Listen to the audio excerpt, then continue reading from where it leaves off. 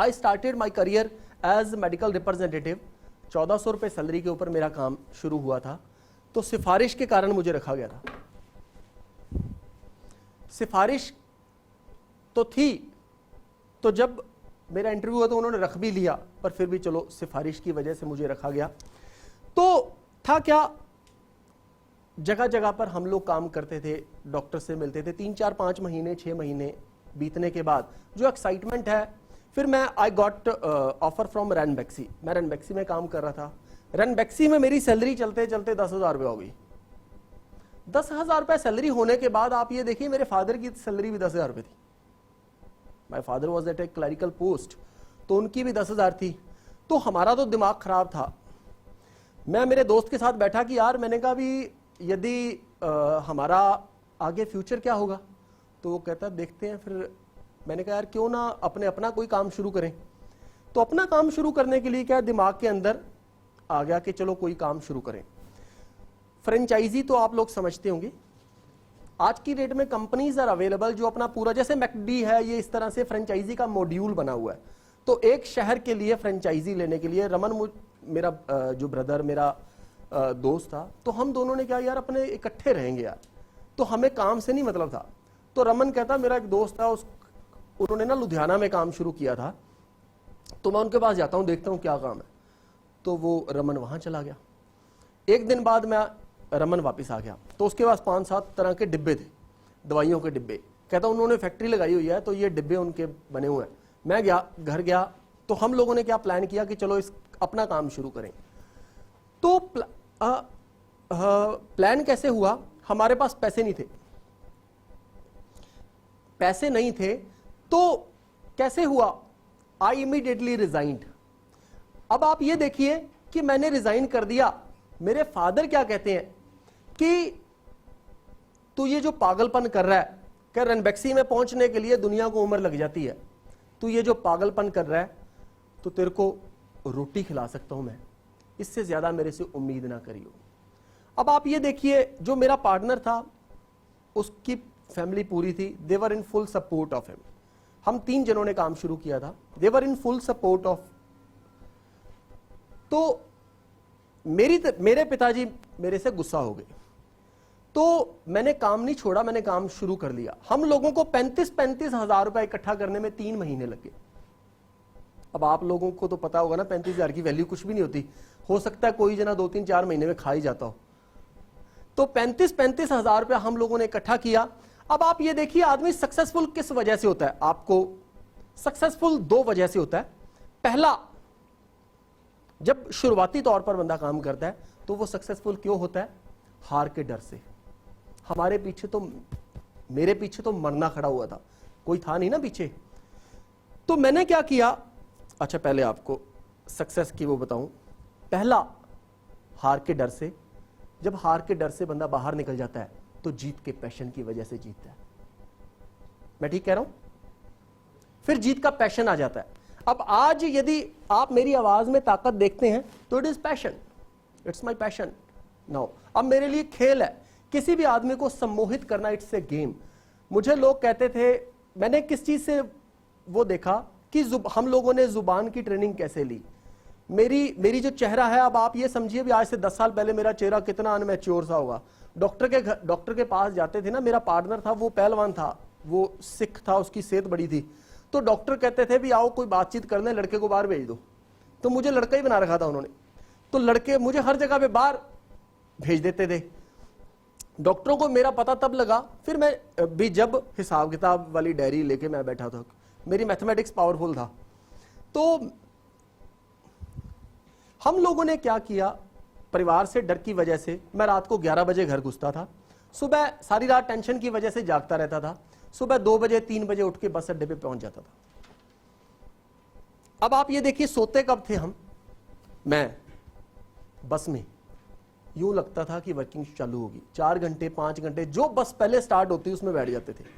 अब हम लोग थे चालू, पैसे नहीं होते थे, तो सेटिंग कर लेनी कंडक्टर से कि 2 की जगह 1 की टिकट के पैसे ले ले। आजकल नहीं चलता, तब चलता था, जब जो चलता तब चला लिया। बीच में आप लोगों को थोड़ा थोड़ा ह्यूमर भी सुना देता हूं, नहीं तो आप कहोगे कि बड़ी सीरियस बातें, बापू भी ऐसी बातें करता है, ये भी ऐसी हो गया। तो एक ट्रेन थी, पैसेंजर ट्रेन थी, जिसके ऊपर हम लोग लगभग दूसरे तीसरे दिन सफर करते थे। तो हम दोनों कई दिनों से ना 2-2, 3-3 बजे उठ के उस ट्रेन के अंदर, जैसी मतलब ट्रेन आई, एक शहर था वहां पर, हम थक टूट चुके थे, सीधे उसमें जाते ही मतलब दोनों सो गए, एक दूसरे के ऊपर यूं पड़े हुए लाशों की तरह। चलते चलते थोड़ी देर में टीटी आ गया, तो मुझे उठाया। तो मैं, अब देखो जो भूखा फकीर हो उसको बहुत ज्यादा डर भी नहीं लगता, तो मैंने अपने दोस्त को कहा, मैंने कहा टीटी आ गया। तो कहता कुछ दे दे फिर इसको।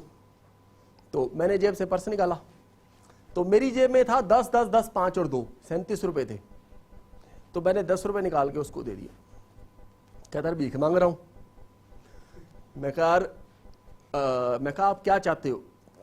कहते 10 रुपए। कहता भीख मांग रहा हूं देर से। मैं कहा दी हमारे पास पैसे ही होते तो मैं कहा फिर हम बिना टिकट थोड़ी बैठते। तो वो हमारे पास इमोशनल जुबान थी, तो थोड़ी देर में समझा लिया। तो जब वो जाने लगे मैंने आवाज़ लगाई, मैंने कहा सर एक बात कहनी थी आपसे। मैं कहा देखो आपकी ड्यूटी कहाँ तक है? वो कहते मेरी ड्यूटी है सूरतगढ़ तक, अनूपगढ़ तक। मैंने कहा हमने तो सूरतगढ़ तक जाना है। मैं कहा यदि वहाँ से आगे आप उतर गए और आगे किसी और ने रोक लिया तो मेरे पास तो पैसे ही नहीं है। कहते यदि कोई आगे आपको मिल जाए तो कहना शर्मा जी से बात हो गई है। अब आप ये देखिए जी, उसी ट्रेन के ऊपर हमने 2 साल तक सफर किया, ये क्या कही शर्मा जी से बात हो गई है। और 2 साल बाद पता तब लगा, वो कहते शर्मा जी को रिटायर हुए 6 महीने हो गए। तो इट्स मार्केटिंग। जब एक्साइटमेंट होती है तो छोटी छोटी चीजें हर एक आदमी अपने रास्ते बना लेता है, बशर्ते कि वो तैयार हो जीत के लिए और उसका मकसद क्लियर हो। देखिए मकसद क्लियर होना का मतलब ये नहीं है कि मुझे 10,000 रुपए कमाने हैं, मकसद ये होता है कि मुझे जीतना है। क्योंकि एक छोटा आदमी, एक गरीब आदमी बहुत बड़ा सपना नहीं देख सकता होता।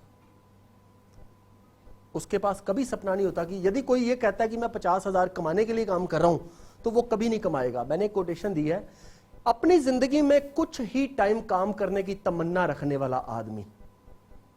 बड़े लोग होते हैं ना यार, आपका 40 साल तक काम करना है, होते हैं ना 40 साल तक काम करना, उदू बाद स्वाद लेने जिंदगी दे। सुने ऐसे लोग 50 साल तक काम करेंगे, उदू बाद नहीं आप काम करना, आप सेटिंग एज ही कर देनी है।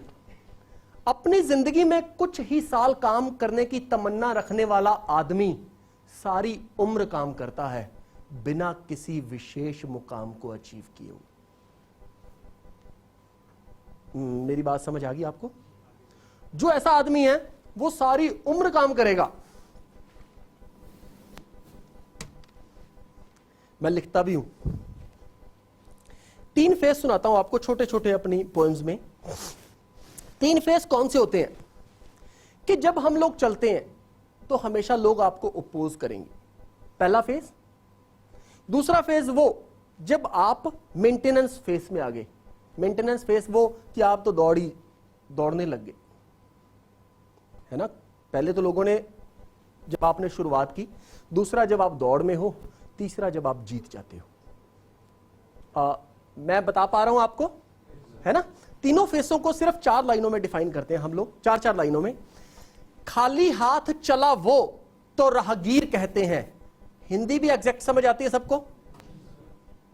नहीं बदल सकता आज की तस्वीर कहते हैं, नहीं तोड़ सकता गरीबी की जंजीर कहते हैं, क्या लड़ेगा जिसकी आंखों में नीर कहते हैं।